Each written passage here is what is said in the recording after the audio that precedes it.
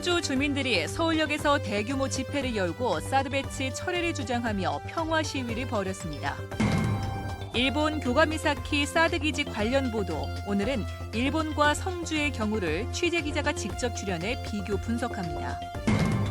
성주 국민들과 전문가들은 사드 환경 영향평가를 요구하고 있지만 정부는 확답을 하지 않고 있습니다.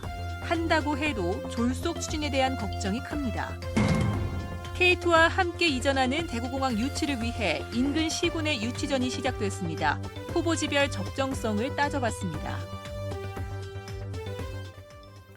여러분 안녕하십니까? 대구 경북 소식 전해드립니다. 성주 사드 배치 철회를 요구하는 집회가 오늘 서울에서 열렸습니다. 성주 주민 2천여 명이 서울역 광장을 가득 메웠습니다. 국무총리가 성주를 방문했을 때와는 달리 물리적 충돌 없이 평화적으로 열렸는데 의지는 어느 때보다 결연했습니다. 한태현 기자가 보도합니다. 성주 주민 2천여 명이 오늘 오후 정부의 성주 사드 배치 철회를 요구하며 서울에서 대규모 집회를 벌였습니다. 사드 배치 결사 반대가 적힌 파란색의 머리띠를 두르고 파란색 리본을 가슴에 단 주민들은 30도가 넘는 날씨에도 서울역 광장에서 연신 구호를 외쳤습니다. 행정 절차 무시한 탈법적 사드 배치 완전히 무효이다. 오늘 집회에는 김한곤 성주군수와 배재만 군의회 의장이 사드 배치 철회를 주장하며 삭발을 했습니다. 성주 주민들은 정부가 일방적이고 민심을 외면한 성주 사드 배치 결정에 끝까지 투쟁하겠다며 강한 결의를 다졌습니다. 국가안보라는 명분에 안전성에 대한 다양한 평가도 없이 주민을 무시하고 법을 무시하고 어제는 후보지 오늘 바로 최적지 너무도 황당한 발표를 했습니다. 소가 들어도 웃을 일입니다. 또 신앙송, 신묵 시위를 이어갔고 사드 배치 찬성을 주장하며 다른 한켠에서 집회를 벌인 측과 물리적 충돌 없이 경찰이 마련한 폴리스라인 안에서 2시간 동안 평화 집회를 벌였습니다. 지난 15일 황교안 총리 일행이 성주를 방문했을 당시 벌어진 폭력적 집회와는 사뭇 다른 분위기였습니다.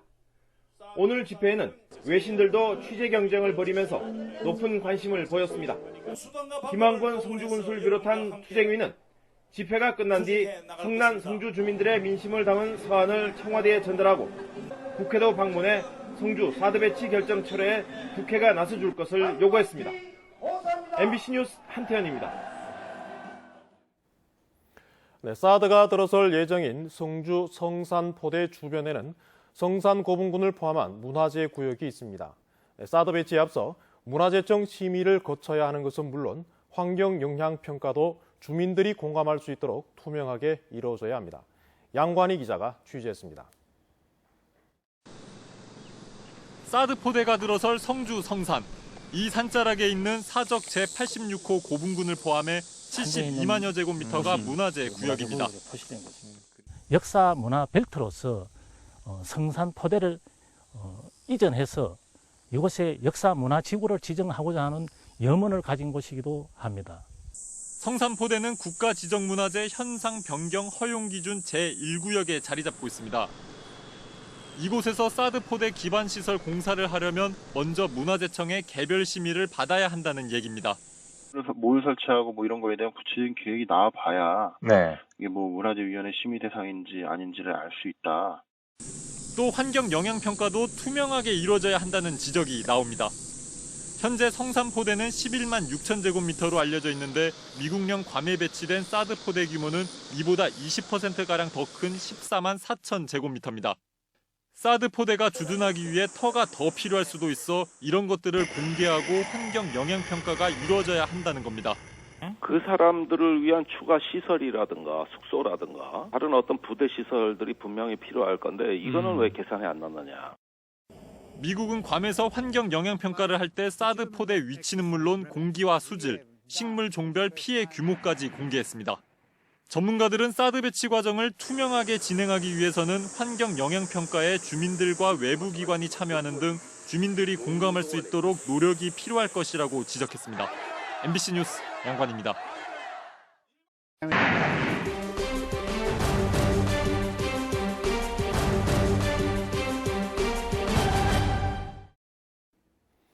네, 대구문화방송은 우리보다 앞서 사드 레이더 기지 문제를 겪은 일본 교가미사키 사례를 보도해드렸는데요. 일본 현지에서 직접 취재한 김초루 기자와 함께 일본과 성주의 경우를 비교 분석해 보겠습니다. 네, 김초루 기자. 네. 일본 사드 레이더 기지에 직접 갔다 왔는데요. 네. 두 지역의 가장 큰 차이라면 어떤 것이 있을까요? 네, 바로 주민 의견 수렴 절차였는데요. 일본에는 그 절차가 있었고 우리한테는 없었다는 것입니다. 일본 정부가 사드 기지 배치 지역으로 교토부 교탄고시에 있는 어촌 지역인 교가미사키를 거론한 것은 2013년 초의 일입니다. 주민과 시민단체들이 반발하자 일본 정부는 설명회를 열고 각종 자료를 적극 제공했습니다. 그 자료들은 교토부나 교탄고시 홈페이지에 수십 건이 지금도 공개되어 있습니다. 사드 레이더 사진과 재원은 물론 레이더 배치 전과 후를 비교한 소음과 전자파, 수질 오염 등의 측정 과정과 결과도 모두 포함되어 있습니다. 그중에서도 일본 방위성이 2013년 4월에 제공한 자료를 보면 교가미사키는 후보지라고 명시되어 있습니다. 후보지로 하고 주민에게 2년간 설명하는 것과 우리처럼 사드 배치한다고 한 지 닷새 만에 배치 지역을 성주로 발표해버린 것과는 비교가 안 되는 거죠. 네, 입지 조건에서는 어떤 점들을 비교할 수 있겠습니까? 네, 교가미사키의 미군기지 레이더는 바다 쪽을 향해 있고 레이더 기지 뒤쪽으로 마을이 있습니다. 그런데 성주는 레이더가 주민이 사는 성주읍을 향해 있습니다. 그러니까 전자파 방향이 정반대라는 건데요. 네네. 바다를 향해 있는 일본에서는 전자파 문제가 해결이 됐습니까? 네, 일본 방위성은 수차례에 걸친 측정 결과를 통해 바다 쪽이나 마을 쪽 모두 전자파는 0.00이 나왔다고 밝혔습니다. 하지만 주민들과 시민단체들은 여전히 강한 불신을 나타내고 있습니다.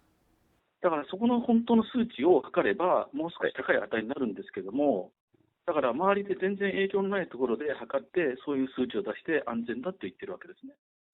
そういった第三者のそうそうニュートラルな政治的にほとんどもうニュートラルなところでしっかりとそれを要するに生態系に与える影響とかそういったものをしてほしいと。 네, 일본 교가미사키의 사드 레이더 기지가 들어서고 이제 2년가량이 지났는데요. 네. 그동안의 상황은 어떻습니까? 네, 미군은 교가미사키 주민들로부터 20년 동안 땅을 임대해 사드 레이더 부대 시설을 운영하고 있는데요. 땅을 빌려준 주민들과 빌려주지 않은 주민들 사이에 갈등의 소지도 있다고 합니다. 또 일본 정부는 교가미사키가 속한 교탄고시에 5년 동안 우리 돈 300억 원을 배정을 했는데요. 이 돈의 집행을 두고 레이더 기지에서 떨어진 거리에 따라서 주민들의 각기 다른 요구가 나오고 있다고 합니다. 이건 역시 장기화되고 반복되다 보면 주민 간 갈등으로 번질 수 있을 것으로 시민단체들은 걱정하고 있습니다.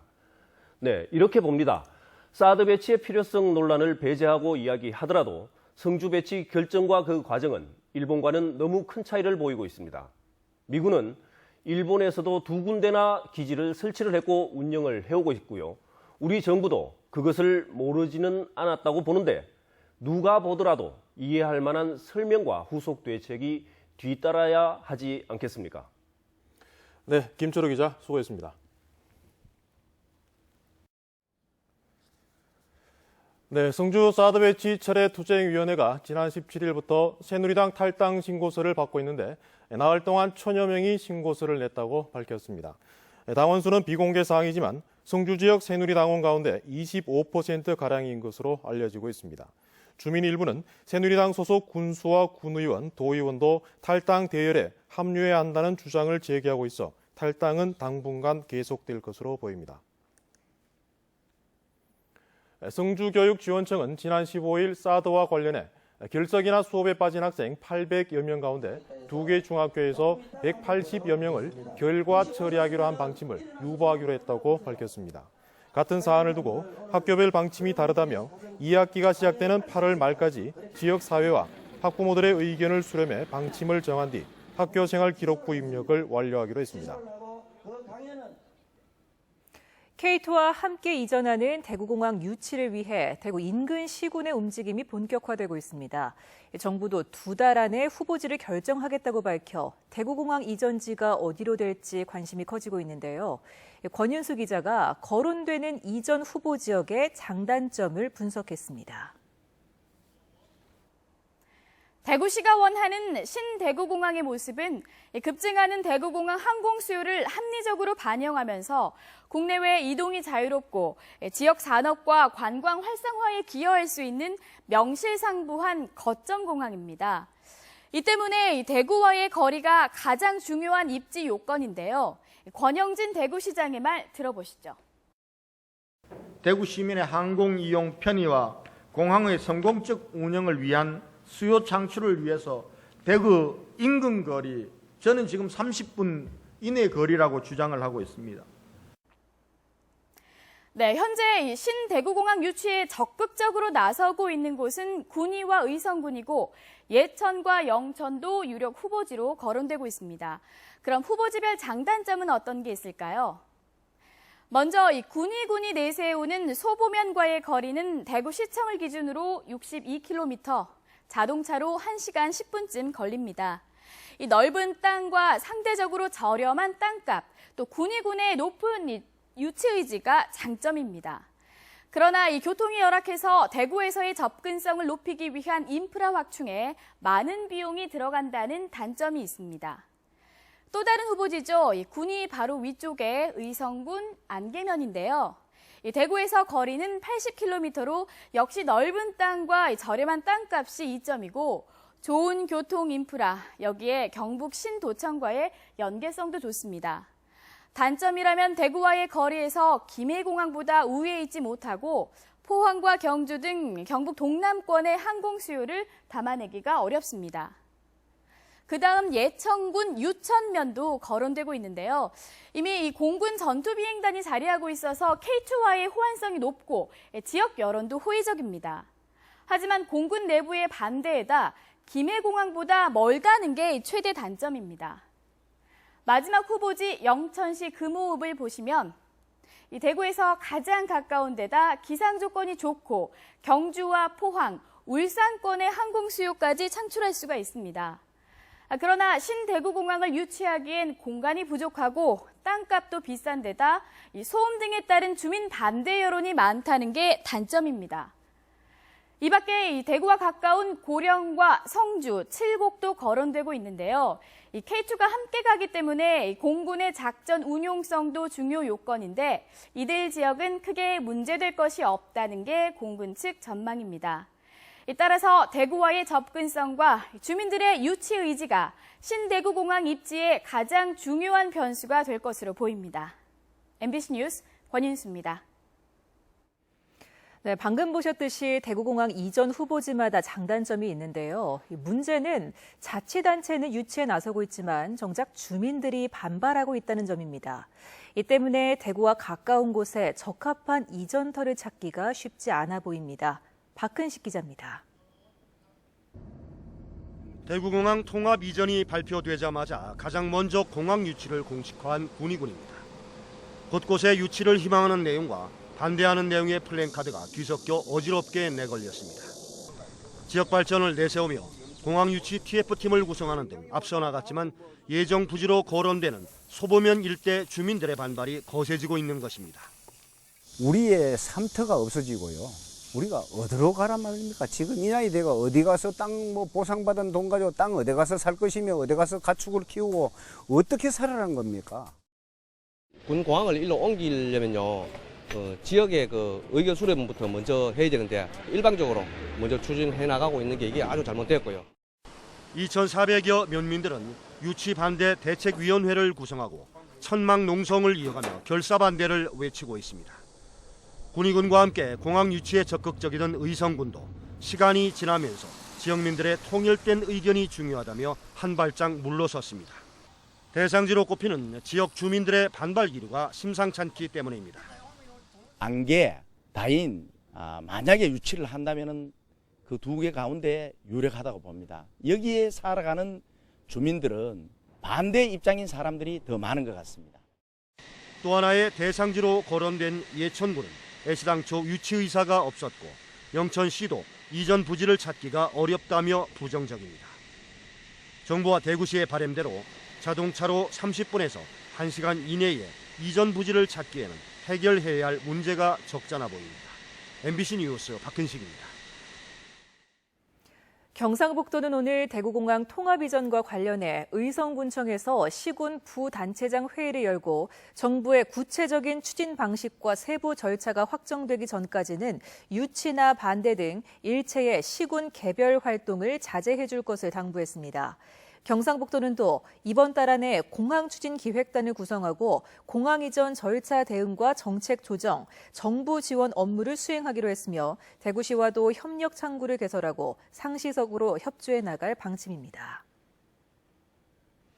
남북권 신공항 범시도민 추진위원회가 대구 경북 하늘길 살리기 운동본부로 이름을 바꾸고 발대식을 열었습니다. 대구 경북 하늘길 살리기 운동본부는 대구공항 통합 이전과 관련해 정부의 구체적인 로드맵 제시와 예산 지원 등을 요구하는 한편 김해공항 확장으로 결론난 ADPI의 용역 결과 검증과 신공항 백지화 과정 백서 발간 등을 중점 사업으로 채택했습니다. 네, 버스에서 의식을 잃은 70대 할머니가 응급조치로 목숨을 구했습니다. 버스에 함께있던 승객조차 알아채지 못했지만 잠시 멈춘 버스를 유심히 살피던 새내기 경찰 덕분이었습니다. 김은혜 기자가 보도합니다. 천천히 속도를 내며 움직이는 버스를 파출소에 있던 경찰이 따라와 세웁니다. 버스에 올라탄 경찰은 잠든 듯 의식을 잃은 채 앉아있는 78살 이모 할머니를 바닥에 눕힙니다. 경찰이 구급대원과 통화를 한 뒤 심폐소생술을 하자 의식을 잃었던 할머니는 의식이 돌아와 몸을 움직입니다. 운전기사가 오랫동안 내리지 않는 승객을 살피려 정류장이 아닌 곳에 잠시 멈춘 버스를 이상하게 여긴 25살 전종덕 순경. 임용된 지 2개월 된 새내기 경찰이 기지를 발휘했습니다. 할머니가 이제 주무시는 것처럼도 보이긴 하는데 아예 몸에 힘이 축 늘어져 있으신 거 보고 이상하다 직감을 느끼고 이렇게 조치하게 됐습니다. 혈액암에 당뇨, 치매를 앓고 있는 할머니를 다른 승객들은 잠이 든 것으로 여기고 대수롭지 않게 생각하고 있었던 상황에서 자칫 조치가 늦었으면 심각한 상태가 될 수도 있었던 만큼 가족들은 고마움을 나타냈습니다. 이때까지는 저희들 멀기만 느껴졌는데 그래도 가까이에서 제가 또 이렇게 도움을 받을 줄 몰랐습니다. 너무 감사합니다. 시내버스 영상이 SNS에 공개돼 화제를 모으고 있는 가운데 경찰은 전순경의 표창을 수여할 예정입니다. MBC 뉴스 김은혜입니다. 네, 경상북도 의회 의원들의 입법 활동이 지난 2년 동안 전국 최하위권에 머물고 있습니다. 반면 의원 보수는 정해진 최고 한도액을 받고 있습니다. 이정희 기자가 보도합니다. 지방의회 의원들의 지난해 조례 발의 건수를 살펴봤습니다. 1인당 조례 제정이나 개정 건수가 대전의회가 3.95 건으로 가장 많았고 대구의회는 1.7건, 경북은 1.08 건으로 17개 시도의회 중 14번째 최하위권입니다. 지방선거가 있었던 2014년 경북의 조례 발의 건수가 0.62건, 의원 1명당 발의한 조례가 한 건도 되지 않던 것과 비교하면 조금 늘기는 했지만 순위는 2년 연속 바닥권입니다. 반면 보수는 얼마나 될까? 의원 보수는 전국 광역의회가 똑같이 책정된 의정활동비 연간 1,800만 원에다 월정 수당을 합한 겁니다. 지난해 기준 서울이 1인당 연간 6,250만 원으로 가장 많고 경북은 5,272만 원, 12번째입니다. 전북은 조례 발의 건수로는 경북의 배가 훨씬 넘지만 보수는 5천만 원이 채 안 돼 일은 많이 하고 보수는 가장 적게 받았습니다. 경북 의원들의 올해 보수는 지난해보다 오른 1인당 5,359만 원으로 정해진 최고 한도액을 받고 있습니다. 여기에 업무 추진비로 의장은 연간 5,040만 원, 부의장은 2,520만 원, 상임위원장은 1,560만 원을 추가로 받고 일부는 여비와 경조사비도 따로 받습니다.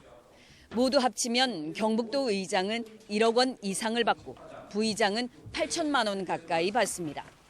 적지 않은 세금을 받고 있는 만큼 제대로 일을 하고 있는지, 체면을 차리고는 있는지 의원 스스로 성찰이 필요해 보입니다. MBC 뉴스 이정희입니다. 사단법인 대구 포크 페스티벌은 오늘 오후 5시 자원봉사자 발대식을 열었습니다. 포크 페스티벌 자원봉사자 모집에서는 대구 경북 이외 지역에 거주하는 젊은이들도 지원했으며 지난해 활동했던 자원봉사자들이 지원하기도 했습니다. 지난 일요일 열렸던 대구 세계 여자 비치발리볼 대회 결승전 체코와 노르웨이의 경기가 오늘 밤 11시 10분 방송됩니다. 이번 결승전은 결과를 예측하기 힘든 명승부가 펼쳐져 현장을 찾았던 많은 대구 시민들에게 뜨거운 반응을 얻었는데 대구문화방송은 미국과 스페인의 3, 4위전 하이라이트와 결승전 경기를 밤 11시 10분부터 방송할 예정입니다. 많은 시청 바랍니다. 프로야구 삼성 라이온즈가 서울지방경찰청 광역수사대가 안지만의 불구속 기소 의견으로 검찰의 송참에 따라 KBO에 안지만의 계약 해지를 요청했습니다. 삼성구단은 선수단 관리 책임을 통감하며 선수단 교육에 최선을 다할 것이라고 덧붙였지만 관리 부실을 비난을 피하기는 어려울 것으로 보입니다. 한편 해외 도박과 별개로 대구지방검찰청 강력부는 불법 인터넷 도박 사이트에 돈을 제공한 혐의로 안지만 선수를 수사 중인 것으로 알려졌습니다. 신라시대 문장가인 고은 최치원 선생을 테마로 한 인문관광개발회의가 문경을 비롯한 8개 시군이 참석한 가운데 오늘 충남 서산시청에서 열렸습니다. 문경을 비롯한 최치원 인문관광 도시연합체 8개 시군은 선생의 행적을 따라가보는 인문 트레일과 유적 관광지 개발 방안을 논의했습니다. 경상북도는 올해 생산되는 자두와 복숭아를 시작으로 경북 과수 통합 브랜드 데일리를 본격 출시합니다. 이번에 출시되는 자두와 복숭아는 오는 24일까지 전국 농협 유통 100여 개 점포에 입점돼 소비자들에게 선보일 예정입니다. 예천 곤충엑스포 조직위는 오늘 주 행사장인 공설운동장과 곤충나라 사과 테마파크에서 개최 준비 상황을 점검했습니다. 지금까지 대구 경북 소식 전해드렸습니다. 시청해주신 여러분 고맙습니다.